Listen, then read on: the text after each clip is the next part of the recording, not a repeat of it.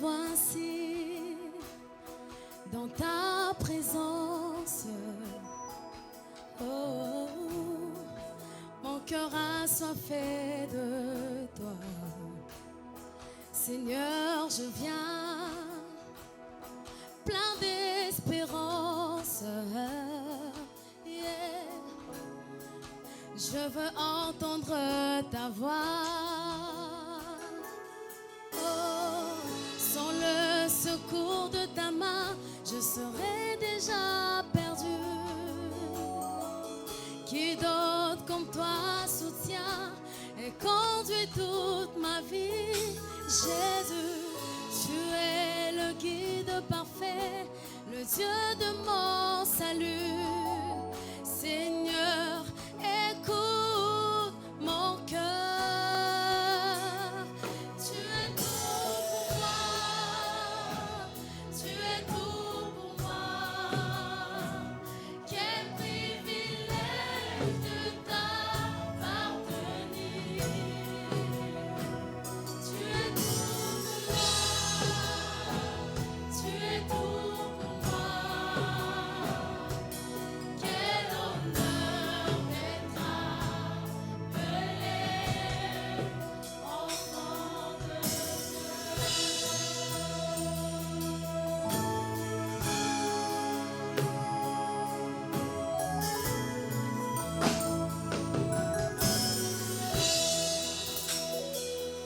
Rien ne peut prendre ta place. Oh, ni richesse, ni or, ni argent. Dieu de bonté, de toute grâce. Moi j'élève mon chant vers toi. Oh, sans le secours de ta main, je serais déjà perdu. Qui d'autre comme toi soutient et conduit toute ma vie? Jésus, tu es le guide parfait, le Dieu de mon salut. Seigneur, écoute mon cœur.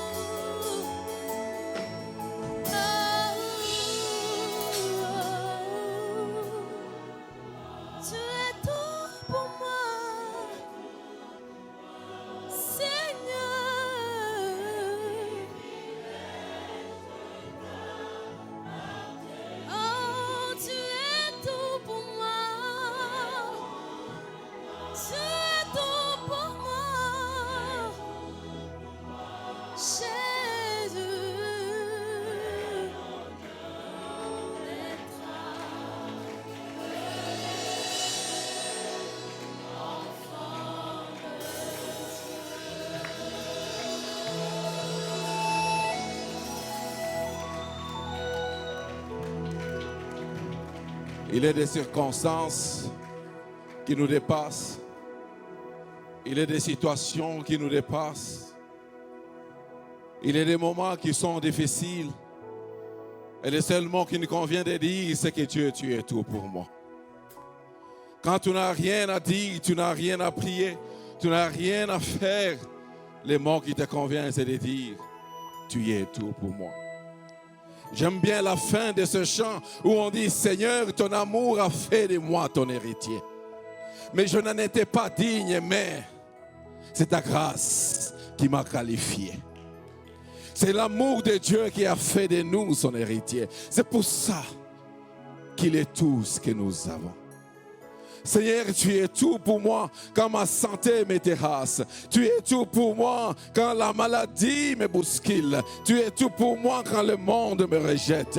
Tu es tout pour moi quand tout semble sombre. Tu es tout pour moi quand je ne comprends rien. Tu es tout pour moi. Tu es tout pour moi. Seigneur, rien ne peut prendre ta place, ni richesse, ni argent, ni or. Et je déclare, Seigneur, sans le secours de ta main, sans le secours de ta main, je serais déjà perdu. Sans le secours de ta main, je serais déjà perdu. Sans le secours de ta main, on m'appellerait de notre nom. Sans le secours de ta main,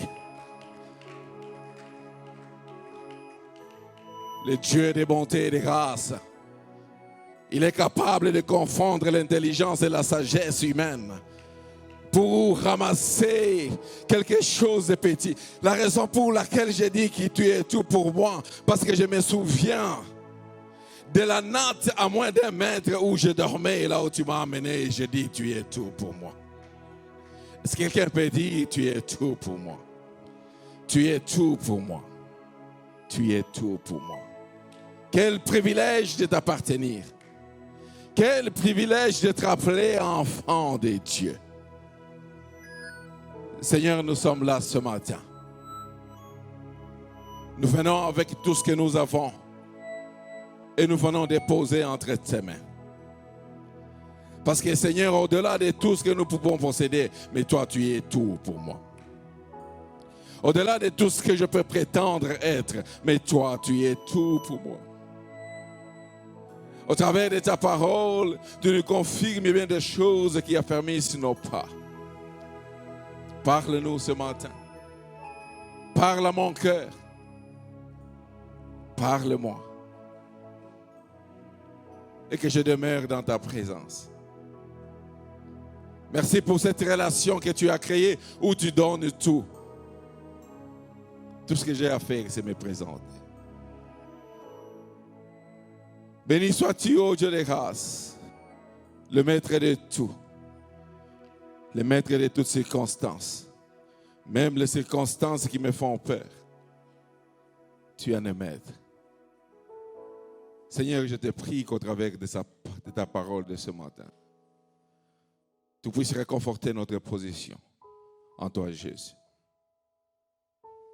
Le message que nous avons commencé la semaine passée, que nous voulons par ta grâce conclure afin que tes enfants puissent être enracinés en toi.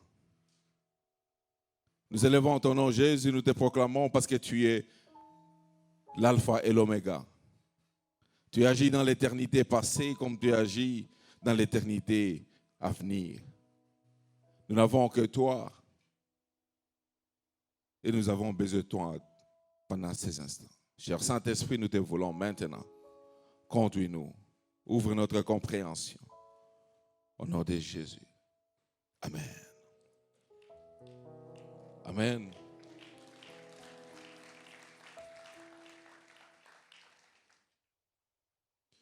Vous savez, il y a des gens qui, quand ils font le résumé, ils font les inventaires de ce qu'ils peuvent être, ils se rendent compte que Dieu est plus essentiel.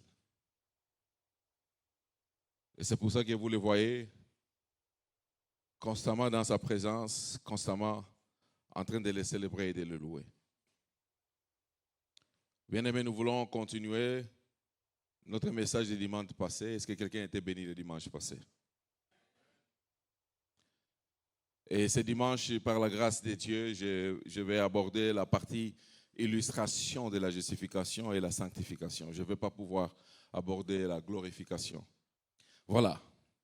J'ai dit beaucoup de choses le dimanche passé au sujet de la justification. Mais la raison pour laquelle Paul était en train de scinder son message en deux, parce qu'il parlait aux Juifs romains qui ne comprenaient pas le message. Il a commencé par donner la signification de la justification que nous avons lu dans Romains 3, verset 11, verset 21 jusqu'au verset 31. Et nous avons dit que la justification était un fait.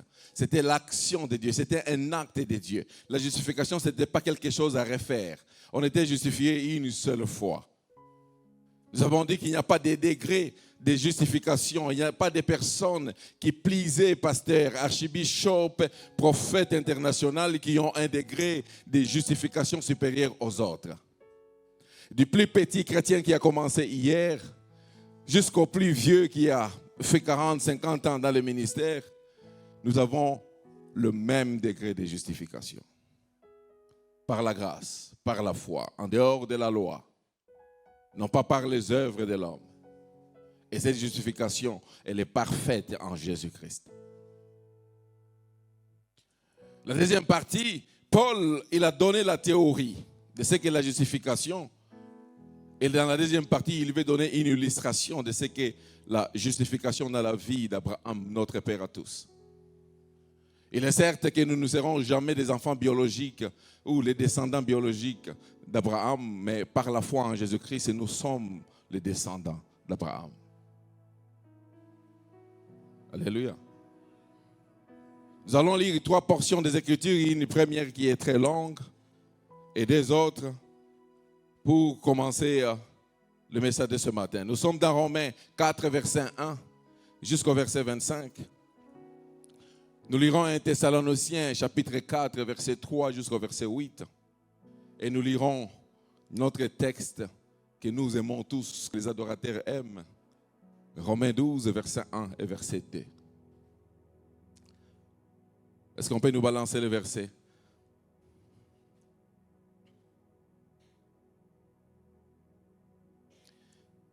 On commence par Romains 4, verset 1. Romains 4, verset 1. Que dirons-nous donc qu'Abraham, notre père, a obtenu selon la chair? Si Abraham a été justifié par les œuvres, il a sujet de se glorifier, mais non devant Dieu. Car, que dit l'Écriture? Abraham crut à Dieu, et cela lui fut imputé à justice. Si c'est votre Bible, vous pouvez souligner crut à Dieu, et cela lui fut imputé à justice. Or, à celui qui fait une œuvre, le salaire est imputé, non comme une grâce, mais comme une chose due. Et à celui qui ne fait point d'œuvre, mais qui croit en celui qui justifie l'impie, sa foi lui est imputée à justice.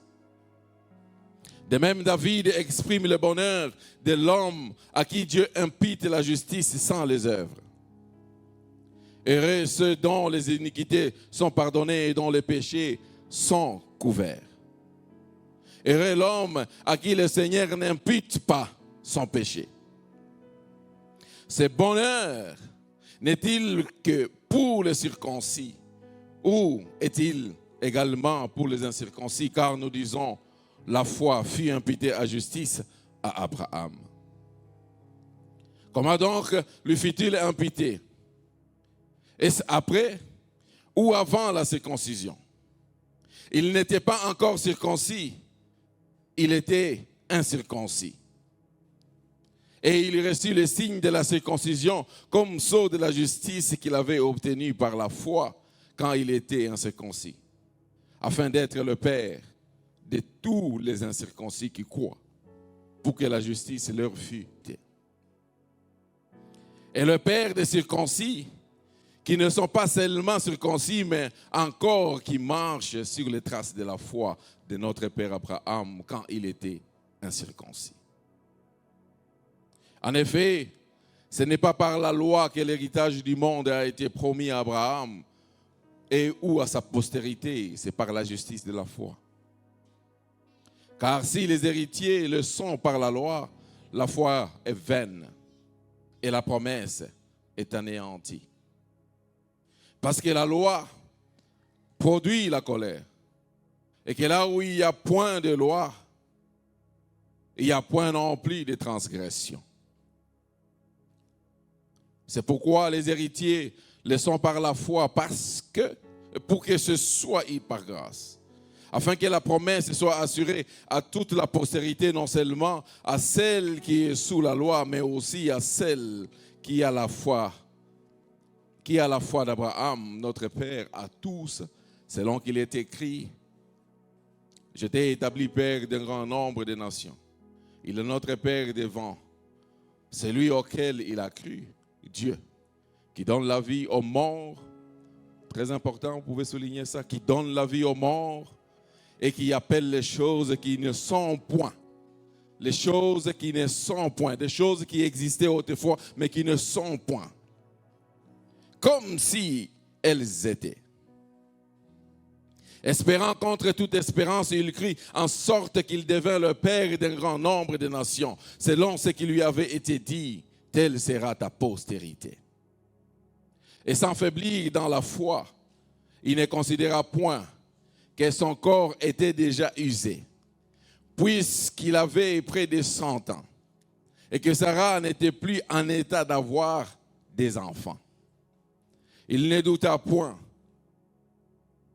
par incrédulité au sujet de la promesse de Dieu, mais il fut fortifié par la foi, donnant gloire à Dieu.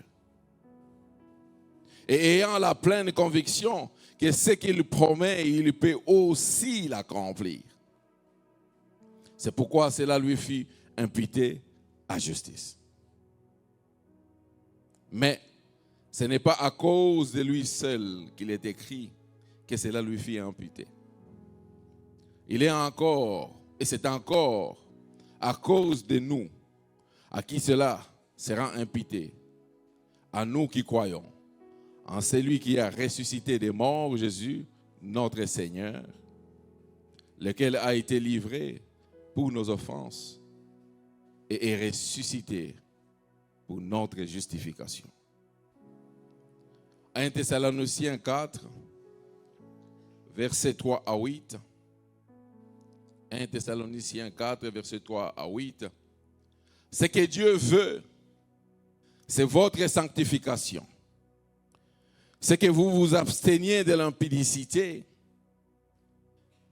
C'est que chacun de vous sache posséder son corps dans la sainteté et l'honnêteté, sans vous livrer à une convoitise passionnée comme font les païens qui ne connaissent pas Dieu. C'est que personne n'use envers son frère de fraude et de cupidité dans les affaires, parce que le Seigneur tire vengeance de toutes ces choses. Et comme nous vous l'avons déjà dit et attesté, car Dieu ne vous a pas appelé à l'impureté, mais à la sanctification. Celui donc qui rejette ses préceptes ne rejette pas un homme, mais Dieu qui vous a aussi donné son Saint-Esprit. Romains 12, verset 1 et verset 2, nous connaissons ce texte par cœur. Je vous exhorte donc, frères, par la compassion de Dieu, à offrir vos corps comme un sacrifice vivant, saint, agréable à Dieu, ce qui sera de votre part un culte raisonnable. Ne vous conformez pas au siècle présent, mais soyez transformés par le renouvellement de l'intelligence. Dans d'autres versions, on dit soyez transformés par le renouvellement de la pensée, afin de savoir ce qui est parfait, ce qui est agréable et bon et parfait. Parole du Seigneur. C'est un très long texte. Vous vous dites, bon, ces choses, on les connaît. Mais il y a plusieurs chrétiens qui ne les connaissent pas, ou qui ont une idée à peu près tronquée de ce qu'est la justification. Si Paul a donné l'explication ou la signification de la justification, mais ici, il est en train de démontrer comment Abraham était sauvé. Lorsque nous commençons par ce texte, les chrétiens juifs de Rome sont en train certainement à poser la question à Paul. Comment cette doctrine de la justification par la foi nous concerne nous? Vous vous posez certainement la question, comment est-ce que ça me concerne moi? Ils disent, Paul, vous dites que cette doctrine est confirmée par la loi et par les prophètes. Mais comment en est-il de notre père Abraham? Pour qu'Abraham était au devant, il n'y avait pas encore les prophéties, il n'y avait pas encore la loi. Comment est-ce que lui, il est justifié? Paul accepte de répondre à ces questions.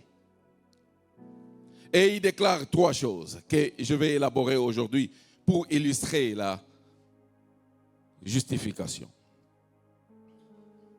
Dans le texte de Romains 4, versets 1 à 25 que nous avons lu, je vais subdiviser ça en 3 parties. La première partie du verset 1 au verset 8.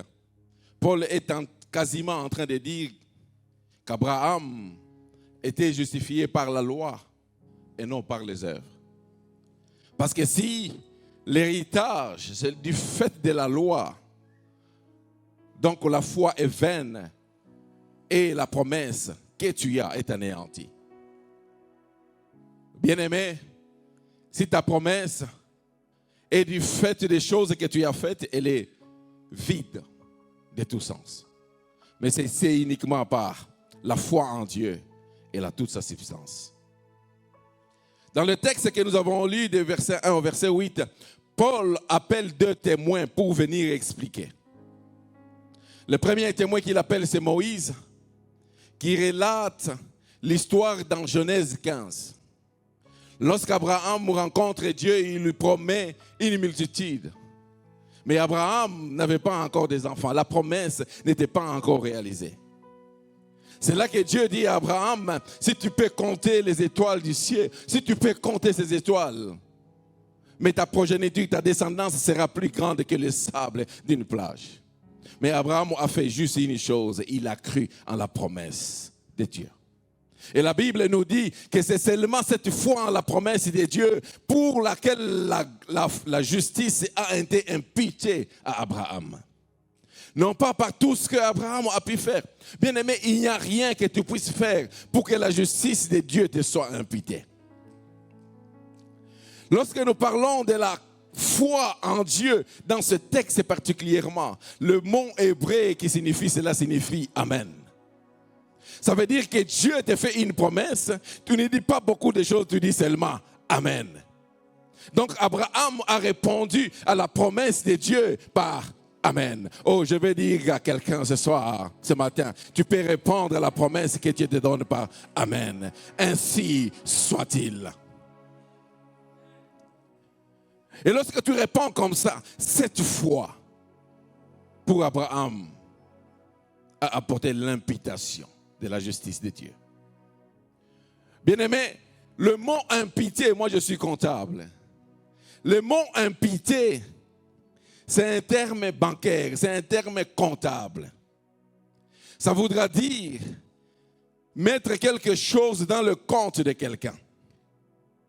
Ça voudra dire que Dieu a imputé sa justice à Abraham, il a pris sa justice et il a imputé dans le compte d'Abraham. C'est comme ça qu'on est en train de nous donner un exercice pour dire, si tu travailles, tu voudrais qu'à la fin de la période, qu'on puisse imputer ton salaire dans ton compte. Mais il n'en a pas été question pour Abraham, il n'a pas travaillé pour mériter le salut. Il a obtenu tout simplement par la foi. Il y a un mot qui est revenu plusieurs fois, la promesse de Dieu. Il a cru seulement à la promesse de Dieu. Oh, Dieu fait la promesse à tout enfant de Dieu que s'il vient à lui, il a la vie, il est sauvé. Ce n'est pas une démonstration mathématique. X plus 2 est égal à 3. X est égal à combien? Ça n'a rien à voir avec ça. Vous savez, les choses de Dieu, elles sont trop belles pour être vraies, selon. C'est pour ça que les hommes aiment bien les compliquer. Alléluia. On te dit seulement, viens seulement et tu seras sauvé. Tu dis, non, c'est trop beau pour être vrai. Et pourtant, c'est vrai. Abraham, ici, il n'a eu que la foi à la promesse. Donc, Abraham n'a pas pu être justifié par tes œuvres. De la même façon, toi, tu ne peux pas être justifié par tes œuvres. Alléluia. Du verset 9, avant d'aller au verset 9 jusqu'au verset 17, Abraham appelle aussi un second témoin qui est David. Il est en train de citer le psaume 32, le verset 1 et le verset 2 pour dire « Heureux, c'est lui à qui Dieu pardonne ses iniquités. » Heureux. Mais David, il dit cette parole dans le psaume 32, verset 1 et verset 2, après un grand péché qu'il venait de commettre avec Bathsheba, la femme d'Uri. Et il se rend compte que ni son gêne, il a gêné, ni ses privations, ni tout ce qu'il pouvait faire, ne pouvait lui apporter le salut, mais seulement la foi en Dieu. Bien-aimé, l'homme que je suis et que vous êtes, nous aimons mériter. Nous aimons nous justifier. Nous voulons parfois nous pavaner pour dire, tu vois, je fais ceci ou je fais cela, c'est pourquoi je mérite ceci. Mais bien-aimé,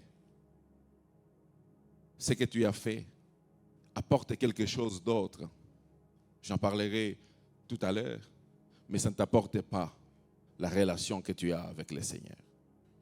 La relation que tu as avec le Seigneur, c'est uniquement par la foi en Dieu. C'est par la foi en Dieu que Dieu a pardonné le péché de David et il lui a imputé sa justice.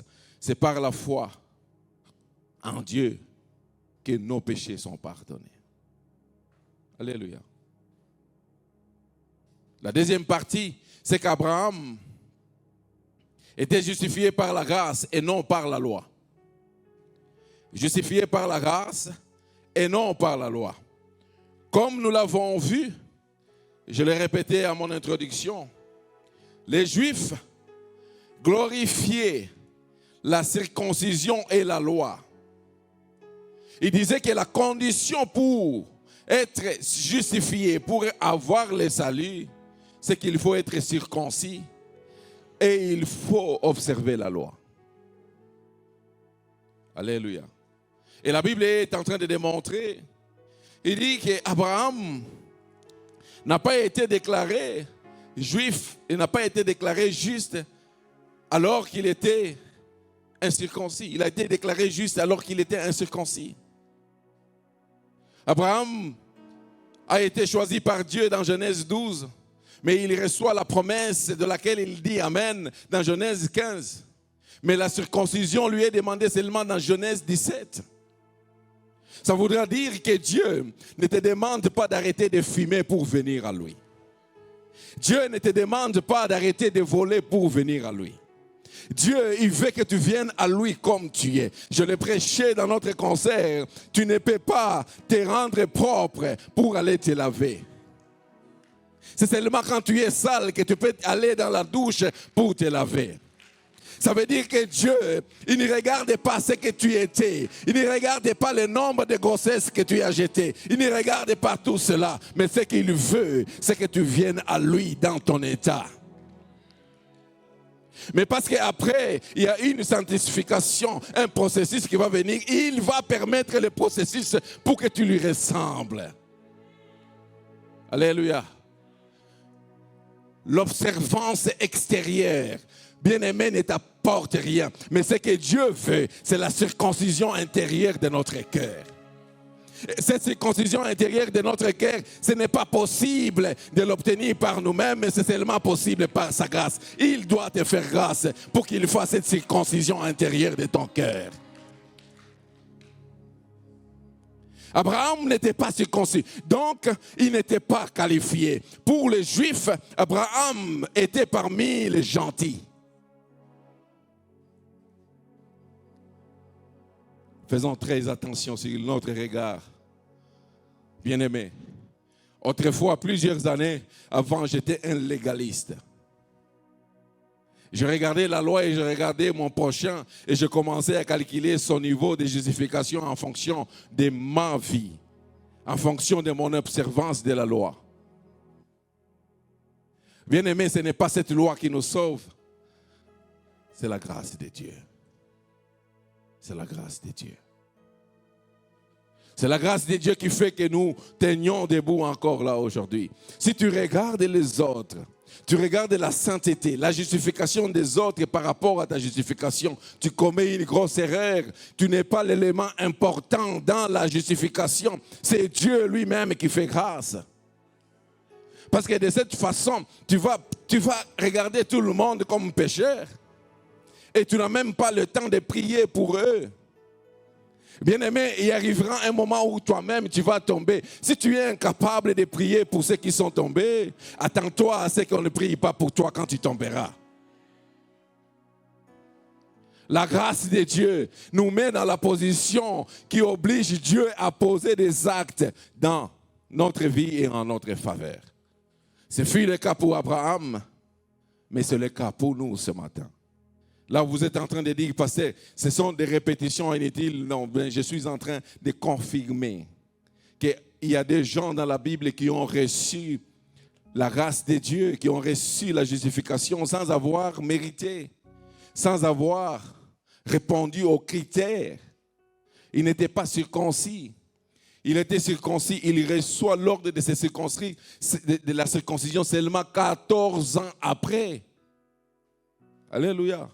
Oh, je suis en train de dire qu'il y a des gens qui viendront à la foi, qui auront 1 mois, 2, 3 mois, 1 année pour grandir. Mais il y en a qui prendront peut-être 10 ans. Mais ce que Dieu nous demande, vous demande, c'est d'être patient envers ces personnes. De les aider à grandir. Alléluia. Est-ce que nous sommes là? Arrêtons d'être légalistes, bien-aimés. Commençons à aimer les gens comme ils sont. Regardez, Dieu Tout-Puissant, qui est sur son trône, qui connaît toutes choses, qui est saint, qui a l'autorité, qui a le pouvoir, qui a la décision, qui a créé tout l'univers entier, il permet que toi, dans ton légalisme, tu l'adores et il veut t'écouter. Le mot même que tu es en train de prononcer, c'est lui qui te le met dans la bouche. Mais il veut descendre pour t'écouter lui parler. Dans ton incirconcision, il veut t'écouter. Soyez tolérants envers les autres. Parce que bien aimés, ce ne sont pas les efforts que nous fournissons qui nous sauvent, mais c'est la grâce de Dieu. Du verset 18 au verset 25, je suis très rapide ce matin parce qu'il faut que je termine avant. Je suis en train de vous donner ce qu'on appelait à l'université les résumés des résumés. Pour les étudiants de l'université de Lubumbashi, ils savent ce qu'on appelle les topos des topos. Alléluia. Les choses essentielles. Abraham était justifié par la foi, il était justifié par la grâce, mais il était aussi justifié par la résurrection. Du verset 18 au verset 25, qui sont l'extension du verset 17, que je vous ai dit de souligner. Est-ce qu'on peut nous mettre Romains 4, verset 17? Juste un mot, juste une phrase. Et Paul essaye de comparer cette résurrection d'Abraham à la résurrection de Christ. On peut nous mettre ce verset. On nous dit, c'est juste la deuxième partie qui m'intéresse, qui donne la vie aux morts et qui appelle les choses qui ne sont point comme si elles étaient. On peut laisser ce texte-là. Dans d'autres versions, on dit qui amène de nouvelles choses et qui permet aux choses qui n'existaient pas comme si elles existaient. Ici, Paul est en train de parler de la mort, une véritable mort. Il est en train de parler de la résurrection une véritable résurrection. Mais il est en train de parler d'Abraham qui n'était pas mort dans Genèse 15. Il n'était pas encore mort. Mais il y a un fait. C'est qu'Abraham avait 99 ans. Et Sarah avait 89 ans. Du point de vue de la reproduction,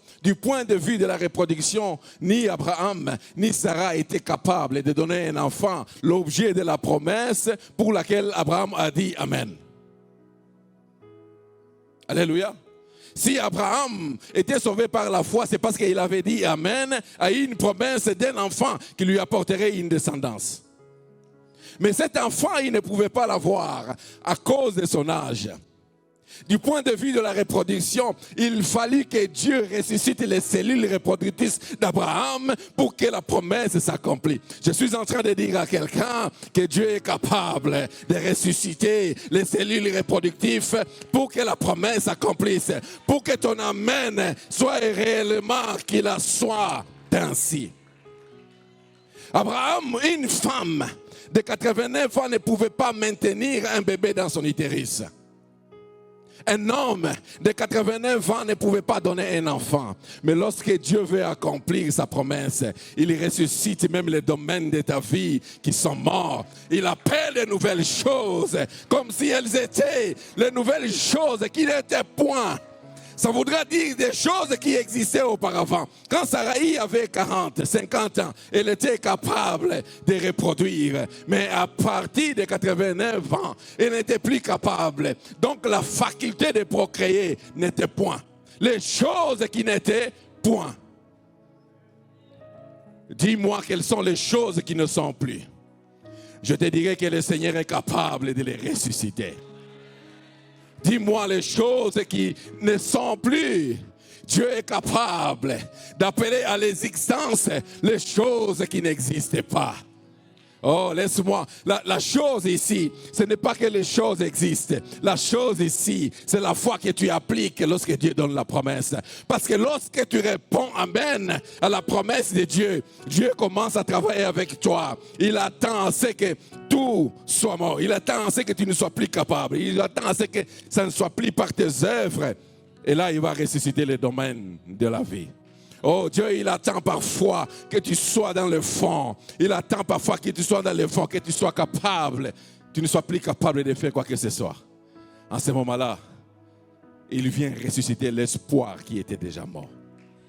Oh, laisse-moi dire à quelqu'un, il est capable de restituer, il est capable de restaurer, il est capable de ressusciter. Vous savez, la résurrection ici, il ne s'agit pas seulement de mourir physiquement et de revenir, parce que la restauration, c'est une forme de résurrection. La restitution, c'est une forme de résurrection.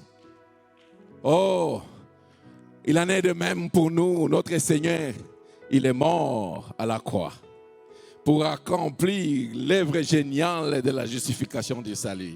Et il est ressuscité. Ce qu'il nous a demandé, nous, c'est de mourir avec lui. Et de ressusciter avec lui.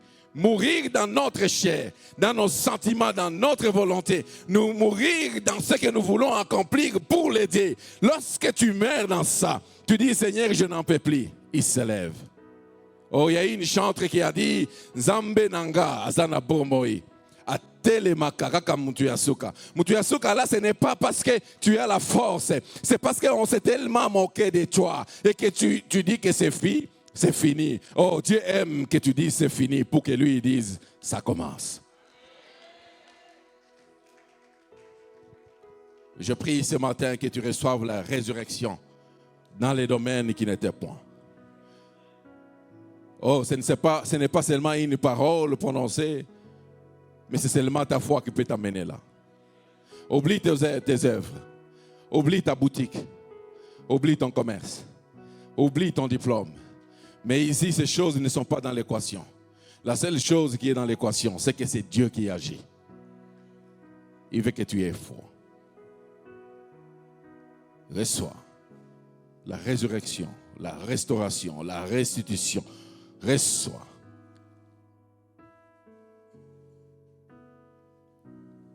Reçois. Bien-aimé. Mais toutes ces choses, pourquoi? Toutes ces choses, pourquoi? Pourquoi? Ça nous amène où? Vous savez, la justification, c'est juste une première étape dans la relation que nous avons avec le Seigneur. Une première étape. Dieu a programmé 3 choses. Nous étions sauvés. Nous sommes sauvés. Et nous serons sauvés. Nous avons dit que Paul a utilisé des termes théologiques pour expliquer cela. Nous étions sauvés, il dit la justification. Nous sommes sauvés, il dit la sanctification. Nous serons sauvés, il dit la glorification, l'étape ultime où nous allons régner avec le Seigneur dans le paradis qui est la destination finale. Où nous irons dans une ville où les routes sont pavées en or. Bien-aimé, si tes yeux regardent seulement la terre, alors il y a des choses que tu ne verras pas. L'éternité avec le Seigneur. Mais avant d'arriver là, il faut la sanctification. La sanctification se situe à 2 niveaux. Comme nous l'avons dit la semaine passée, la sanctification est un processus. Alléluia. C'est un processus. Ça veut dire quelque chose qui peut changer de jour en jour, de semaine en semaine, d'année en année. Alors que la justification, c'est quelque chose que lorsque nous l'avons reçu, c'est fini. Alléluia. Mais la sanctification, c'est un processus. Et il se situe à 2 niveaux. Le premier niveau de la sanctification, c'est lorsque nous venons à Jésus-Christ, c'est lorsque nous sommes justifiés. Lorsque nous venons à Jésus-Christ et nous le prenons comme notre Seigneur et Sauveur, la sanctification nous est imputée aussi par la foi. Dans les temps anciens, les temps du tabernacle, il y avait un premier niveau de sanctification lorsque les gens entraient dans le tabernacle avec le bouc pour le sacrifier, afin d'obtenir le premier niveau de sanctification. Ils entraient, ils obtenaient la couverture, sinon l'expiation des péchés. Mais dans notre alliance, notre agneau a déjà été immolé. Il s'est offert lui-même à la croix. Et lorsque nous allons à lui, par le moyen de la foi, nous obtenons non seulement la justification, mais nous obtenons aussi la sanctification. Ce premier niveau de sanctification. Vous avez vu au concert, les gens qui sont venus, qui sont passés devant, qui ont accepté le Seigneur comme leur maître, comme leur sauveur, comme leur Seigneur. Ces gens-là étaient saints par la foi. Ils étaient saints. Mais le deuxième niveau de sanctification, c'est un niveau où Dieu va accomplir tout, 99%. Et nous avons juste une responsabilité, notre volonté. Bien-aimé, la sanctification, comme j'entends les gens, comme j'ai entendu quand je grandissais dans la foi, les gens prêchaient la sanctification, on donnait l'impression comme si c'était une corvée. Alléluia. Une corvée. On vous amène 100 mètres sur 50, il faut faire le cerclage. Ça, c'est une corvée. Si c'était une corvée, si la sanctification était une corvée, Dieu serait en train d'accomplir une corvée. Ce n'est pas ça. Dieu, il te demande d'être seulement intentionnel, de vouloir être sanctifié. C'est comme ça qu'il nous dit dans 1 Thessaloniciens que nous avons lu, c'est que Dieu veut, c'est votre sanctification, notre sanctification.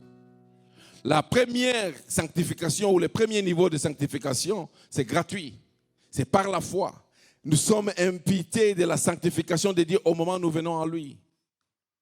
Mais comme je vous ai dit que c'est un processus, n'est-ce pas? Cet état primaire, cet état première, cet état initial doit changer. Elle doit évoluer. Et Dieu est capable de nous aider à le devenir. 1 Thessaloniciens 4, verset 3 et verset 7 nous rappelle que ce que Dieu veut, c'est notre sanctification. Vous n'avez pas été appelé à l'impureté, mais vous avez été appelé à la sanctification. Paul n'est pas en train de parler aux gens qui ne sont pas encore venus au Seigneur. Paul n'est pas en train de parler aux pécheurs qui ne sont pas encore convertis. Paul ici est en train de parler aux chrétiens. Il est en train de parler à toi et moi. Il est en train de nous dire que nous devons continuer cette œuvre de la sanctification. C'est ce que Dieu veut. Mais la question est la suivante. Pourquoi est-ce que je vais me sanctifier? Pourquoi? Alléluia. Pourquoi je vais me sanctifier? Mais encore, Paul nous demande quelque chose de difficile. Il va dans Romains 12, verset 1 et verset 2, il dit, nous devons donner même notre corps. Mais pourquoi je dois donner jusqu'à même mon corps? Mais il va encore plus loin au verset 2. Il parle de mes pensées, mais il parle aussi de ma volonté. Je vous exhorte donc, frères, par l'amour de Dieu, par les compassions de Christ, offrez votre corps en sacrifice vivant. Et au verset 2, il dit, ne vous conformez pas au siècle présent, mais soyez transformés par le renouvellement de vos pensées. Alléluia. Afin de connaître quoi? Quelle est la volonté? La volonté de Dieu. Afin d'accomplir la volonté de Dieu. Lorsque nous lisons Romains 12, verset 1 et verset 2, il y a beaucoup de choses qu'on peut dire. Beaucoup. Mais ce matin, il y a juste un mot que je vois dans ce texte. Ce mot, il s'appelle relation. Juste une relation. Dieu, il veut avoir une relation avec toi, une relation avec moi. Une relation. Une relation qui nous permet d'accomplir un certain nombre de choses. Dieu ne veut pas faire les choses juste comme ça, il te voit, il le fait. Non, il dit, moi j'ai fait toutes les choses que je te demande. Je veux que tu les fasses aussi à ton tour. Une relation. Mais qu'est-ce qu'il nous demande dans cette relation? Quels sont les ingrédients? Quels sont les éléments de cette relation? Il demande un partenariat. Quels sont les éléments de ce partenariat? 3 choses. La première chose qu'il nous demande dans ce partenariat, c'est notre corps. Alléluia. Je ne vous dis pas d'aller vous mutiler. Parce qu'il y a des églises où on fouette même les gens pour devenir saints. On n'a pas besoin de fouet pour devenir saint. Ni même pour se marier. On n'a pas besoin de fouet. Alléluia. Non, ne vous mutilez pas. Il ne s'agit pas du couteau ici. Il ne s'agit pas de votre sang qui doit couler. Non. Le sang de l'agneau a déjà coulé pour tous. Mais ici, il est en train de vous dire en d'autres termes. Lorsque vous étiez dans le monde, vous utilisiez votre corps pour satisfaire, pour vous livrer à toutes sortes de plaisirs et de péchés. Mais maintenant que vous m'appartenez, maintenant que vous venez à moi, je veux que vous utilisiez ce même corps pour me glorifier.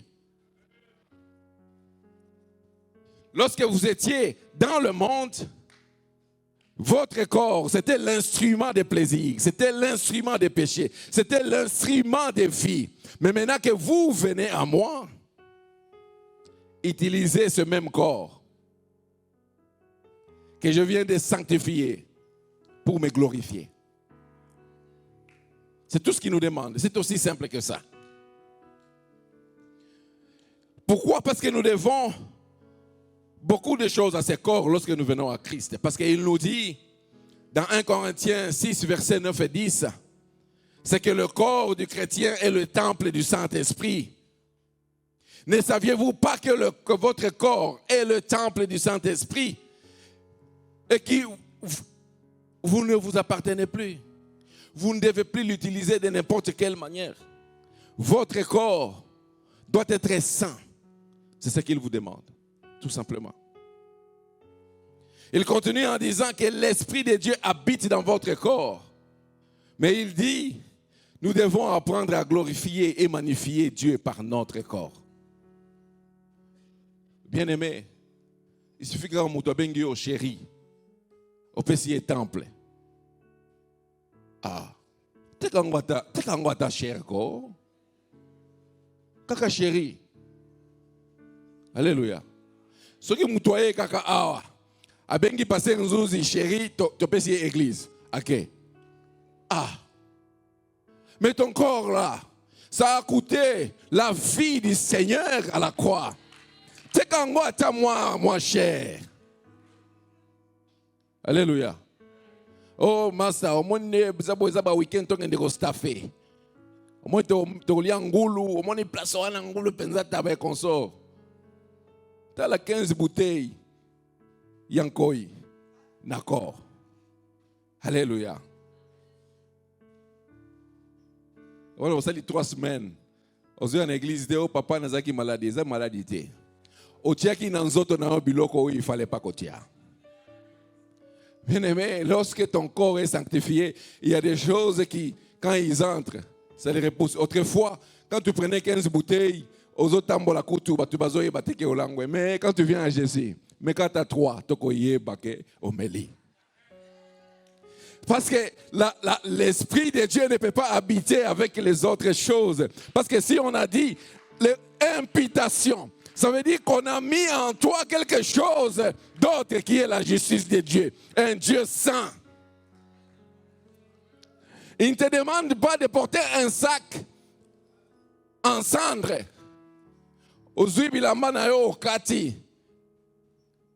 S'il te demande, ça sera toi. Mais en général, c'est ce qu'il te dit. Tu vois ton corps là. Ce n'est pas les cendres ou les sacs en cendre que tu portes et tu vois, Seigneur, je sacrifie mon corps. Et ce n'est pas ça. Alléluia.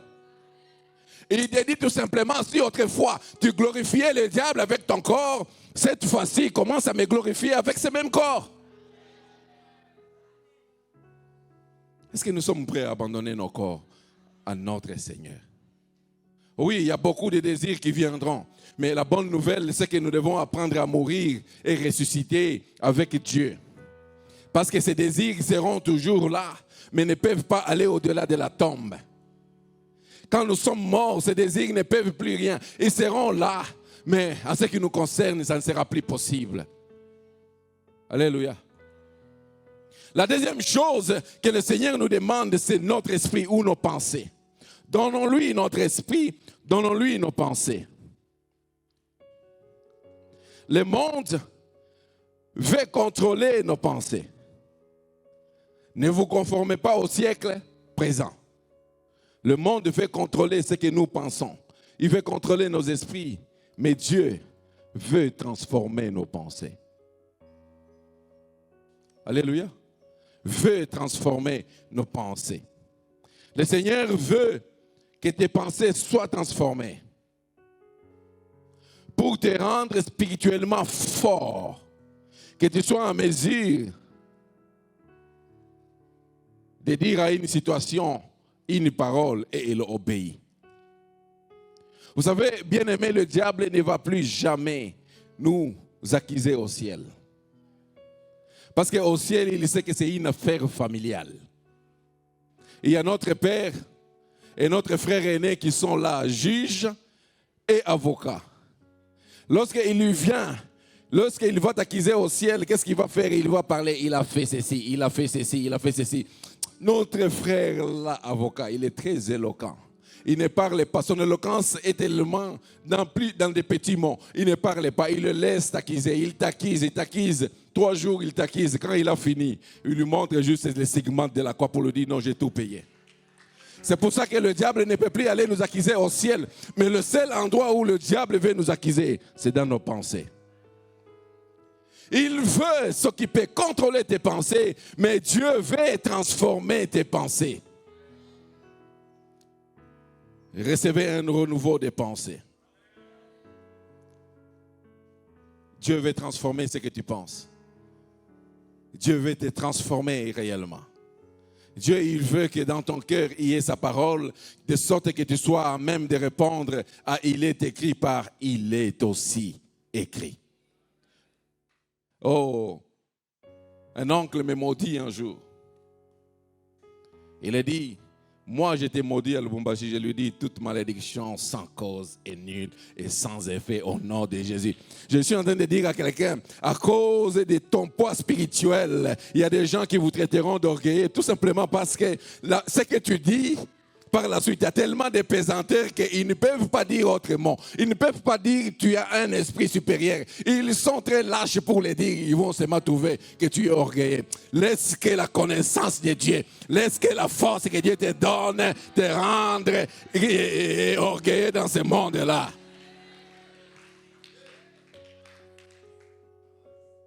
Alléluia. Moi, je suis à la place, je suis on a vu verset. Et puis, il me dit, ah, papa, Roy. Tu sais, ça comme solo, tu sais, ça verset, oui, c'est, oh, on a Aden, nanga. Alléluia. Notre ADN a changé.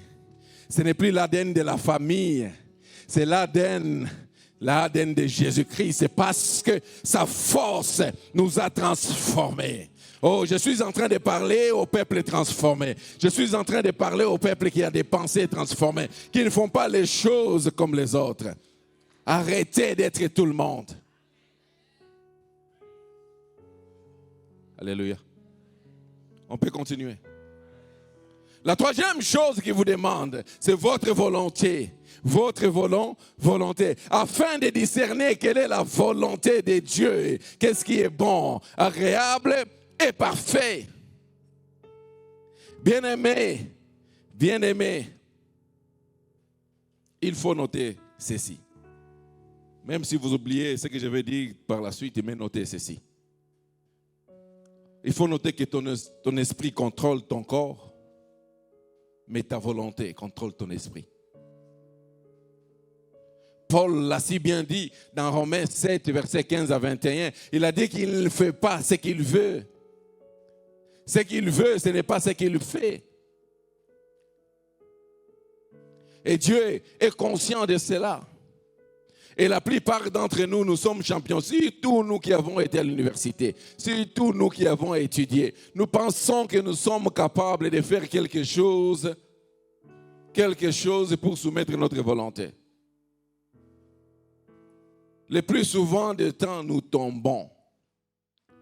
Parce que nous voulons utiliser notre force pour soumettre notre volonté.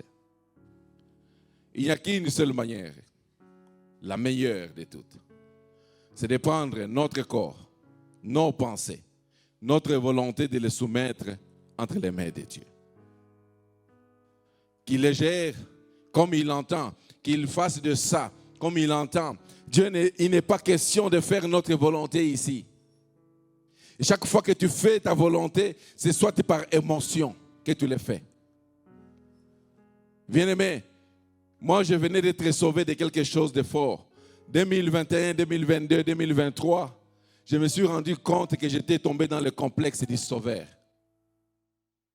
Où par émotion, je faisais des choses et quand on me retournait le mal, je voulais retourner aussi le mal. C'est parce que tu fais les choses par émotion. Si tu vois quelqu'un en train de dire de retourner le mal, ça veut dire qu'il a fait par émotion. Mais si tu as fait par la volonté de Dieu, même quand le mal viendra, tu vas te taire. Il ne s'agit pas de faire notre volonté. Je vais faire la médecine, mais quelle est la part de Dieu dans la médecine? Tu veux faire la médecine parce que le cousin a fait la médecine et est devenu le médecin réputé de la ville, toi tu veux faire la médecine. Non, il ne s'agit pas de ça. Quel est le plan de Dieu? Quelles sont les capacités que Dieu a mis en toi? Et tu es appelé certainement à être peut-être infirmier, mais tu seras meilleur dans ça que si tu étais docteur. Ici, il ne s'agit pas de faire selon nos connaissances, selon ce que nous savons. Il s'agit de demander chaque fois quelle est la volonté de Dieu dans ce que nous voulons faire. Mais je vous assure d'une chose, c'est que la volonté de Dieu est toujours meilleure. Parce que dans la prière de notre Père, on dit que ton nom soit sanctifié, que ton règne vienne. Oh, j'aime bien la partie. Mais que ta volonté soit faite sur la terre comme au ciel. Lorsque tu demandes à Dieu sa volonté, c'est la volonté du ciel qui s'accomplit. Oh, laisse-moi dire à quelqu'un, lorsque tu accomplis, lorsque tu es dans la volonté de Dieu, même si le monde se soulève, même s'il y a une tempête Katharina, toi, tu seras là et tu resteras. Arrêtons de faire notre volonté, mais de commencer à faire la volonté de Dieu pour notre vie. Alléluia. Je vais enfin répondre à la question, pourquoi nous sanctifier, que j'ai posée. Pourquoi est-ce que je ferai pareille chose? Je donnerai mon corps, je soumettrai ma volonté et mes pensées à Dieu. Mais qu'est-ce que je gagne dans cette équation? Vous savez, lorsque vous avez des discussions entre les pays, ils disent, bon, on va faire un partenariat, chaque pays demande, qu'est-ce que je gagne? Il y a quoi? Les Ivoiriens, ils disent, il y a quoi?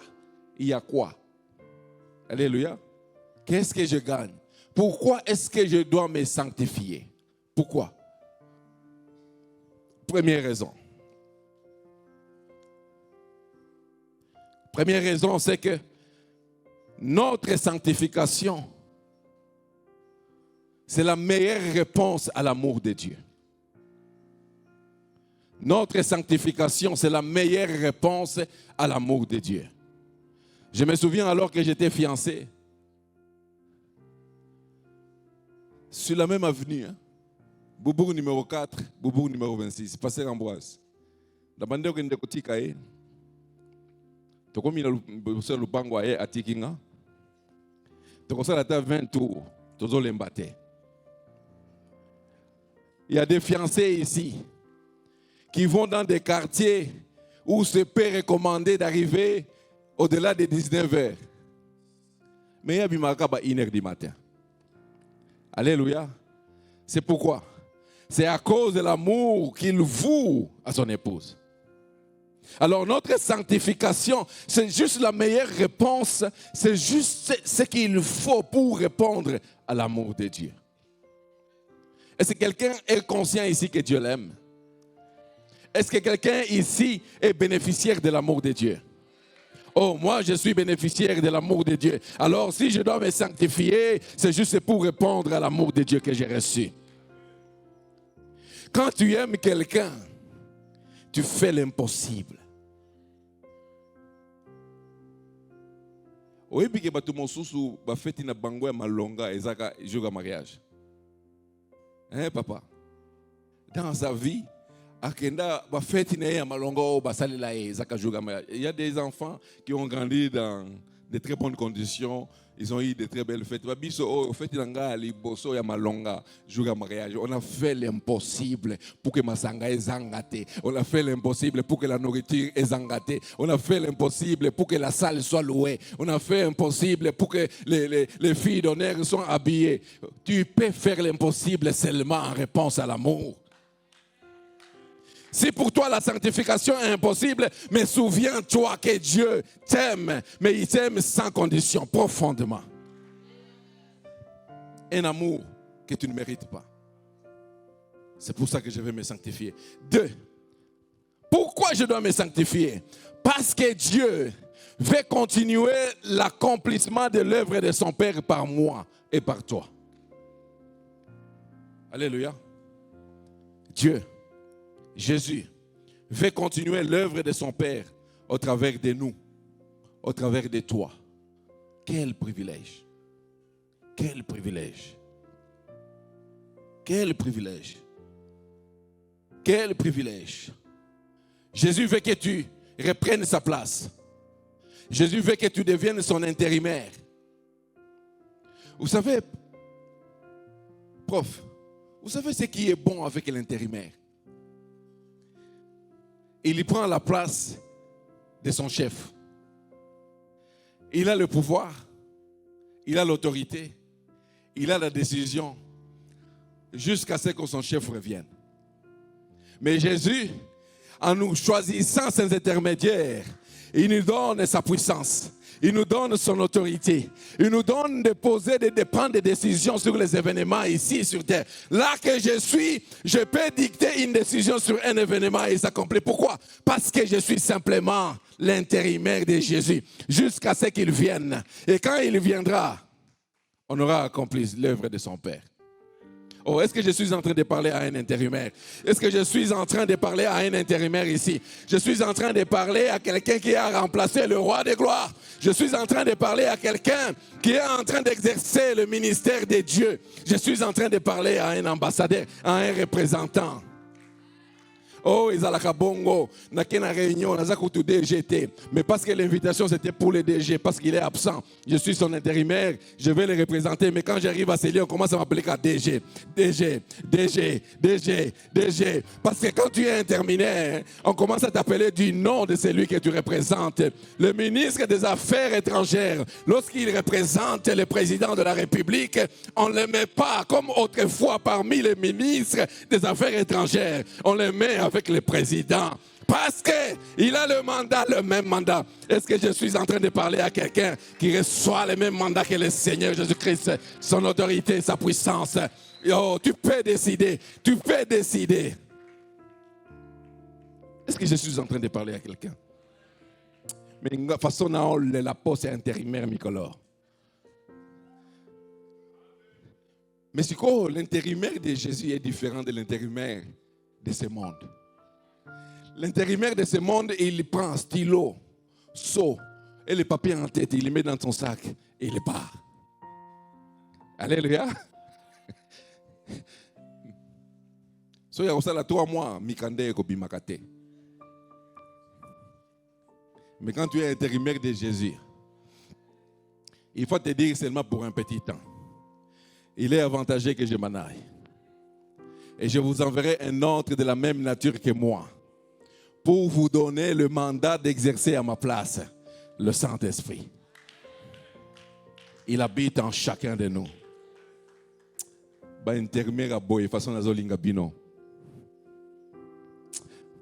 Jésus, un peu ça qu'à Jésus. C'est un grand Dieu qui est capable de disparaître pour que tu prennes place et que tu décides. C'est un grand Dieu. C'est pourquoi il veut que tu te sanctifies. Parce que si tu n'es pas saint, tu ne peux pas exercer l'intérim. Alléluia. Pour finir, pour voir Dieu. Pour voir Dieu. Quand il descendra dans sa gloire, nous serons à mesure de le voir. Hébreux 12, verset 14. Et on peut nous mettre ça rapidement. Hébreux 12, verset 14. Recherchons la paix et la sanctification sans lesquelles nul ne verra Dieu. Recherchons la paix et la sanctification sans lesquelles nul ne verra Dieu. Est-ce qu'on vous a dit ici, rechercher la puissance? On vous a dit ici, rechercher les miracles. On vous a dit de rechercher la sainteté. Si tu veux voir Dieu, d'abord sur la terre, dans les domaines de ta vie, recherche la sanctification. Dieu se montrera dans ta profession, dans ton ministère, dans ta santé, dans ta famille. Tu vas le voir dans tous les domaines de ta vie. Mais encore meilleur, quand il reviendra. Même si tu étais mort, on va te ressusciter d'abord. On va te donner un corps incorruptible afin que tu puisses régner pendant 1000 ans avec ton Seigneur. Bien-aimé, ne restez pas sur terre seulement. Oh, nazwa moi Noah pour famille bae banga. Mais famille bakoye bae mais après. Alléluia. Mais après, il y a la table du Seigneur qui est là. Et je vais conclure mon message en disant, bien-aimés, je voudrais que nous puissions incliner nos cœurs ce matin devant Dieu. Je voudrais que nous puissions commencer à penser sérieusement aux choses que nous sommes prêts à déposer entre ses mains pour qu'il contrôle. Très sérieusement. Inclinons nos cœurs et disons-lui, Seigneur, je me rends compte que je dois te laisser tout. Je dois déposer tout entre tes mains. Rappelez-vous que la sanctification, c'est une affaire de Dieu avant tout. Ce qu'il vous demande, c'est avoir la volonté de lui donner des choses.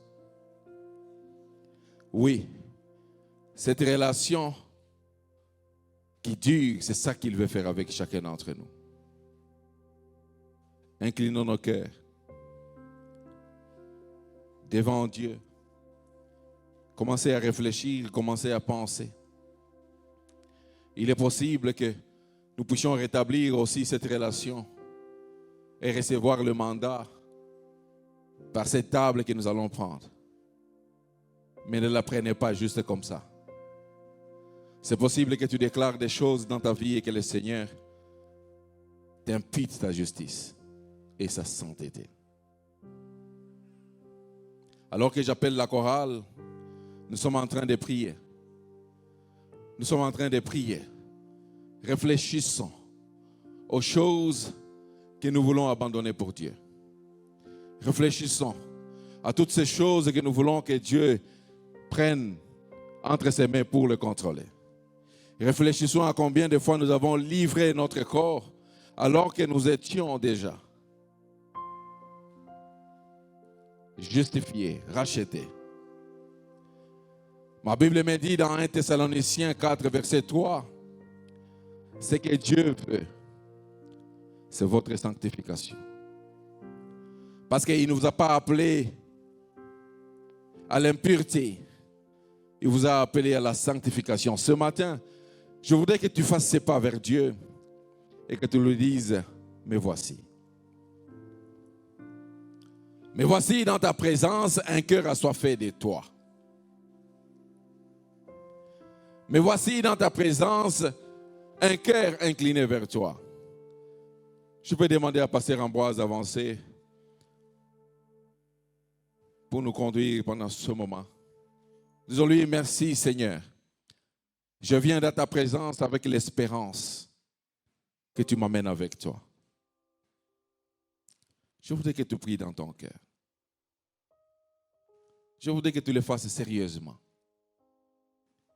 Si je vous avais demandé aujourd'hui de chasser les démons de votre famille, ou même de reprendre les choses qu'on vous a prises, vous seriez en sangle, en ébullition, mais ceci est beaucoup plus important que cette prière. C'est de rétablir la relation avec notre Seigneur. Je vous en supplie. Paul est en train de vous supplier. Je vous exhorte, je vous en supplie, frères et sœurs. Offrez votre corps en sacrifice vivant. Offrez votre